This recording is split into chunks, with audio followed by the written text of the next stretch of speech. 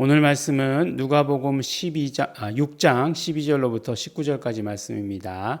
6장 12절로부터 19절 말씀 함께 읽겠습니다. 이때 예수께서 기도하시러 산으로 가사 밤이 맞도록 하나님께 기도하시고 밝음에 그 제자들을 부르사 그 중에서 12를 택하여 사도라 칭하셨으니 곧 베드로라고도 이름 주신 시몬과 및 그 형제 안드레와 및 야고보와 요한과 빌립과 바돌로메와 마테와 도마와 및 알페오의 아들 야고보와 및 셀롯이라 하는 시몬과 및 야고보의 아들 유다와 및 예수를 파는 자 될 가롯 유다라. 예수께서 저희와 함께 내려오사 평지에 서시니 그 제자의 허다한 무리와 또 예수의 말씀을 듣고 병고침을 얻으려고 유대 사방과 예루살렘과 및 두로와 시돈의 해안으로부터 온 많은 백성도 있더라. 더러운 귀신에게 고난받는 자들도 고침을 얻은지라. 온 무리가 예수를 만지려고 힘쓰니 이는 능력이 예수께로 나서 모든 사람을 낫게 함일러라. 아멘. 네, 이제 오늘 말씀은 이제 어제 말씀은 안식일에 대해서 안식일 논쟁에 대해서 말씀을 나눴고 모든 논쟁이 있을 때마다 결론은 뭐죠? 유대인들, 바리새인들과 서기관들은 예수를 잡아 죽이려고 의논하였더라. 이제 뭐하고 씩씩거리고 분하게 여기다가 이렇게 예수를 잡아 죽이려고 하는 그것으로 결론 맺는 것을 이렇게 보게 됩니다. 오늘 말씀은 보니까 이제 그 12제자를 택하시는 모습, 또 많은 사람들이 예수께로 나오시는 그런 모습을 보게 되죠. 근데 이제 그 재밌는 것은 이제 12제자 그러면 우리 성경 퀴즈대에 자주 나오는 이름이니까 12제자 이름 다 외우시잖아요. 지금 이제 외우시라고 그러면 막 줄줄줄줄 나오시잖아요. 네. 근데 그렇지 않죠. 네. 왜냐하면 사실 12제자 이름이 복음서마다 다 달라요. 네. 복음서마다 다르게 나와 있기 때문에 어느 복음서를 기준으로 12제자 이름입니까? 라고 이렇게 물어봐야 돼요. 아니면은 이렇게 두 가지 이름으로 나오는 사람은 어떤 이름을 대도 다 맞다 이렇게 얘기해야 되겠죠. 그런 이름들이 있어요. 누가복음에도 있습니다. 근데 이제 그것을 말하기 전에 누가가 이야기할 때 우리가 이제 12제자 얘기하는데 누가는 12제자들을 뭐라고 얘기하냐면 사도다라고 이렇게 얘기합니다. 그러니까 제자들을 부르셨어요. 그리고 그 제자들 중에서 12를 택해서 사도라고 이름을 불렀다. 이렇게 얘기하고 있어요. 오노마조 그래가지고 사도라고 이름을 불렀다. 라고 이렇게 얘기하고 있어요. 아포스톨루스 오노마조 이렇게 해가지고 사도라고 이름을 불렀다 이렇게 얘기하는 거예요. 그러면은 그 사도하고 제자하고는 다르다라고 하는 이야기를 알 수 있겠죠. 그래서 사실 자세히 살펴보면 사도라고 하는 이 단어는 누가가 굉장히 강조하는 단어예요. 사도라고 하는 단어가 제일 많이 적힌 곳이 기록된 곳이 어디겠습니까? 사도행전이겠죠. 예, 사도행전이에요. 그래서 사도행전에서 제일 많이 사용하고 있는 것이 바로 누가가 제일 많이 사용하고 있는 거예요. 그런데 누구를 사도라고 하느냐? 사실 보면 말씀드렸지만 누가는 헬라인이잖아요. 그러니까 배경이 헬라 배경을 가지고 있고 또 누가는 누구를 따라다니던 사람이죠? 바울을 따라다니던 사람이잖아요. 근데 바울을 사도라고 하는 부분은 사도행전에서 딱 두 부분 나와요. 그것도 사도행전 14장에서 딱 두 부분만 나오고 나머지는 바울을 사도라고 부르지 않습니다. 그러니까 사도에 대해서 굉장히 협의의 그런 어떤 의미를 가지고 있는데 사도는 누구를 사도라고만 얘기하느냐? 12제자만을 사도라고 이렇게 얘기하는 거예요. 12제자만을 사도라고 얘기합니다. 근데 이제 사도 바울은 자신의 그 편지를 보면 본인이 사도다. 그래서 우리도 늘 바울 이렇게 부르지 않고 사도 바울 이렇게 얘기하지 않습니까? 어파슬. 이제 영어로 하면 어파슬인데 이게 어파슬이란 말도 이제 헬라어에서 나오는 말이죠. 아포스톨로스. 보내심을 받았다라고 하는 그런 이야기죠. 근데 이제 사도 바울은 자신의 그런 어떤 사도성에 대해서 늘 변호하죠. 이렇게 그냥 직접 예수님께서 택하여 준 사도가 되었다면 그런 변호를 할 필요가 없었겠죠. 그렇지만 늘 그런 변호를 하는 걸 보게 돼요. 그렇다고 해서 누가가 그렇게 사용하지 않았다고 해서 사도라고 하는 것에 대해서 의심하느냐? 그렇진 않아요. 근데 누가의 성격을 알 수 있다는 거예요. 누가의 성격이 어떠냐. 이 사람 의사였잖아요. 그러니까 뭔가 이게 대쪽 같은 성격이 있었던 것 같아요. 그래서 사도는 누가 사도냐 하는 것. 제일 많이 누가복음과 그 다음에 이 사도행전에서 이 사도라는 말을 사용하고 있는데 이제 12제자들 얘기할 때 마태복음, 마가복음에서는 그냥 제자라고 얘기해요. 사도란 말이 별로 나오지 않습니다. 근데 이제 누가복음에서는 틀림없이 이 사람들을 사도다라고 이렇게 이야기하고 있어요. 이 사도라고 하는 용어를 특별히 사용한 이유가 뭘까라고 하는 거죠. 이유가 뭘까? 이 사도라고 하는 것은 이제 보내심을 받았다라고 하는 뜻이죠. 그런 면에서 얘기하면 세례 요한도 사도죠. 사도도 보내심을 받았으니까 그렇게 얘기할 수 있겠지만 예수님께로부터 직접 보내심을 받았다는 거예요. 그 재미있는 얘기가 있어서 옛날 얘기처럼 하나를 해드릴게요. 근데 이제 이거는 옛날 얘기라고 하기에는 그렇고 그 역사가 중에 이 크리스찬 역사가 중에 유세비우스라고 하는 역사가가 있습니다. 아주 유명한 사람이에요. 굉장히 그 초기죠. 초기 3세기, 4세기 그때의 역사가가 있어요. 근데 그 역사가가 예수님의 12제자 중에 한 명에 대해서 굉장히 기록한 그런 것들이 있어요. 무슨 말씀이냐면 오늘 말씀을 보니까 베드로, 형제 안드레, 그 다음에 세베대의 아들 야고보, 요한, 그 다음에 빌립, 바돌로메. 바돌로메는 요한복음에 보면 나다나엘이라고 기록되어 있죠. 그 다음에 마태, 도마, 뭐 우리 다 알아요. 뭐 디두모라고 하는 도마, 뭐 이렇게 얘기 나오는 거 다 알아요. 그 다음에 이제 알페오의 아들이 있죠. 알페오의 아들 야고보가 있어요. 그러니까 알페오의 아들 야고보는 그 세베대의 아들 야고보에 비해서 작은 야고보라고 이렇게 불렀다. 이렇게 얘기하고 있지 않습니까? 그래서 야고보가 굉장히 많이 나와요. 오늘 보니까. 또 누가 있냐면 이제 시몬 있어요. 시몬, 셀롯이라고 하는 시몬, 열심당원이었다 이렇게 알려진 시몬. 그 다음에 및 야고보의 아들 유다와 또 야고보의 아들 유다가 또 나오죠.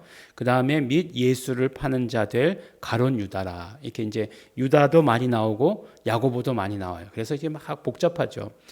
또 얼마나 복잡하냐면 야고보의 아들이라고 얘기했는데 야고보의 아들은 그 성경에서는 형제를 의미하는 것일 수도 있다는 거예요. 그런 의미로 사용할 수도 있다는 거예요. 그래서 그러면은 누구와의 형제냐? 야고보 어떤 야고보와의 형제냐라고 얘기했을 때 이제 예수님의 형제 야고보라고 얘기하는 사람도 있어요. 그래서 유다서를 이 사람이 썼다라고 이렇게 얘기하기도 해요. 예. 그리고 또 어떤 사람은 이야기하기를 아니다. 작은 야고보의 동생 이일 수도 있다. 이렇게 얘기합니다.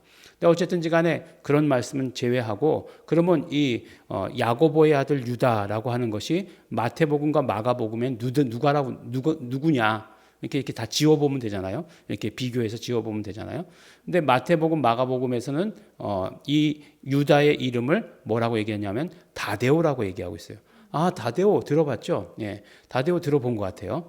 예, 들어봤어야 되죠. 근데 요한복음에서는 가롯이 아닌 유다가 예수님께 질문하는 장면이 있어요. 왜 우리에게는 나타나시고 세상 사람들에게는 나타내지 않으십니까? 라고 하는 이 질문.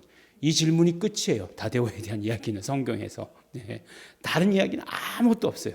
딱 요 부분 한마디만 나오고 그것도 마태복음, 마가복음, 다데오, 누가복음, 요한복음, 요한 그 유다 이렇게 나오는 거예요. 참 그 재미가 없죠. 예, 그래서 그냥 중요치 않은 사람이었나 보다라고 이렇게 이야기할 수 있어요. 근데 이제 유세비우스라고 하는 사람이 어떤 그 사실에 대해서 이제 역사적인 사실에 대해서 이렇게 이야기하고 있어요. 어떤 그 아부가스 왕이라는 에베사 왕이라고 하는 에레사 왕인가요? 잠깐만요. 에레사 왕, 에레사라고 하는 지역에 그 지역에 아부가라스라고 하는 왕이 있었다는 거예요. 근데 그 지역은 어디 있냐면 메소포타미아 지역이죠. 메소포타미아 지역이라고 하는 것은 유프라테스, 티그리스 강 있는 그 사이의 지역. 그러니까 문명의 발상지죠. 그러니까 예루살렘보다 그러니까 이 이스라엘보다 훨씬 더 발달된 문명을 가지고 있었던 그곳에 왕이 아부가라스라고 하는 왕이 병이 들었다는 거예요. 그래서 예수님 당시에 예수님을 초청하는 편지를 보냈다는 겁니다. 성경에는 기록되어 있지 않죠. 그러니까 성경에 기록되어 있지 않으니까 옛날 얘기처럼 들으시라고 말씀드렸어요. 근데 이제 역사가 유세비우스라고 하는 사람이 기록했으니까 이제 재미있게 보는 거죠. 그래서 예수님께 편지를 했는데 예수님께 편지를 해서 와서 나를 좀 고쳐달라라고 이렇게 편지를 했다는 거예요. 그러니까 예수님께서 답장을 보내셨다는 거죠. 답장을 보내셨는데 뭐라고 보내셨느냐? 갈 수 없다. 예, 갈 수 없다. 이거 왜냐하면 이곳에서의 그 일들이 바쁘고 그 다음에 나는 하나님 나라로 돌아간다. 그렇지만 뭐라고 얘기했냐면 정말 보지 않고 믿는 그 믿음이 훌륭하다. 나중에 나의 제자들을 보내겠다라고 이렇게 이야기했다는 거예요. 그런데 예수님이 진짜 이제 어떻게 되십니까? 십자가 지시고 돌아가시잖아요. 그때에 누가 갔는가라고 이렇게 얘기할 때 다데오가 갔다라고 이렇게 얘기합니다. 다데오가 갔다고 얘기해요. 그래서 다데오가 가서 안수하고 그 왕을 안수하고 또 왕의 아들도 또 병이 걸렸는데 그 왕의 아들도 안수했다. 그래서 다 치료했다. 그래서 예수님은 그리스도시고 살아계신 하나님의 아들이십니다라고 하는 것을 고백하게 하고 이 병을 치료하고 안수해서 기도하고 치료했다. 그래서 많은 물질을 주려고 했는데 모든 것들을 거부하고 떠났다. 그리고 다데오는 어떻게 되었느냐? 이제 페르시아 지역에서 복음을 전하다가 순교했다. 그곳의 우상을 완전히 잘라버리고 그것으로 인해서 많은 폭도들에게 창으로 찔림을 당했다. 이렇게 얘기하고 있어요. 그래서 다데오는 항상 시몬과 같이 다닌 그런 제자로서 나중에 예수님께서 승천하시고 나서 시몬과 복음을 전하러 다니다가 그렇게 순교한 것으로 이렇게 알려져 있습니다. 재밌죠? 예. 이런 재미있는 얘기가 있어요. 그러니까 결국 그 사도라고 하는 것에 대해서 특별히 강조한 그 누가의 입장은 무엇이었냐면 그렇죠. 보내심을 받은 자라는 거예요. 보냄을 받은 자라고 하는 거예요. 그러니까 뭐 보냄을 받은 자라고 하는 것은 어떤 사람을 보낸 자라고 얘기합니까? 파견된 사람, 그 다음에 뭐 전령 이렇게 얘기하는 거죠.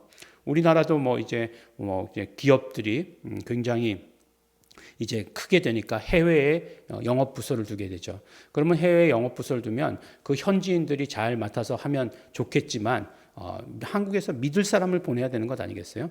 그래서 어떤 일이 일어나는지 그래서 사람을 파견하게 되는 거죠. 그래서 어떻게 합니까? 그 파견한 사람을 통해서 모든 그런 어떤 중앙에서의 그런 그 모든 뜻을 전달하는 역할을 하는 거죠. 예. 우리의 뜻은 이것이다. 예. 나라의 어떤 대사도 마찬가지죠. 그 나라의 대사들도 다른 곳에 갔다면 이 우리나라의 뜻이 이런 것이다. 정부의 나라의 뜻이 이런 것이다라고 하는 전달하는 그런 역할을 한다는 거예요. 그러니까 결국 사도라고 부르심을 받은 사람들의 역할이 무엇이었는가? 이렇게 예수님의 뜻을 전달하는 것이었다라고 하는 것을 말씀해 주십니다. 그래서 결국은 사도들에게 그리고 제자들에게 그리고 더 많은 사람들에게 이렇게 예수님의 뜻이 전달되도록 하는 것이 그 예수님께서 택하신 방법이다라고 하는 것을 이야기해 주시는 것이에요. 이 옛날 이야기를 통해서도 이렇게 말씀해 주시는 것이죠. 그러고 나니까 보니까 이제 많은 제자들이 거기서 있었다고 얘기해요. 그러니까 우리가 12제자라고 제자를 한정하지 않아도 돼요. 사실은 보면은 전도여행을 보내실 때도 72명의 제자다라고 이렇게 얘기하시잖아요.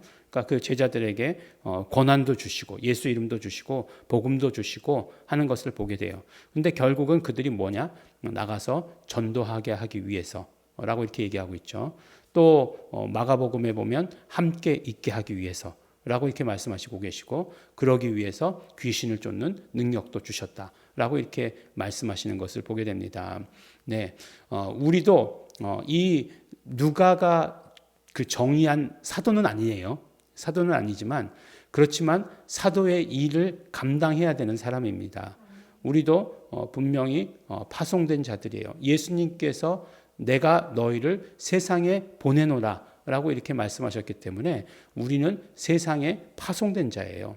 그러니까 그 파송된 자로서 이의 삶이 어떤 삶이 되어야 되는지 12사도들이 잘 보여주는 거죠.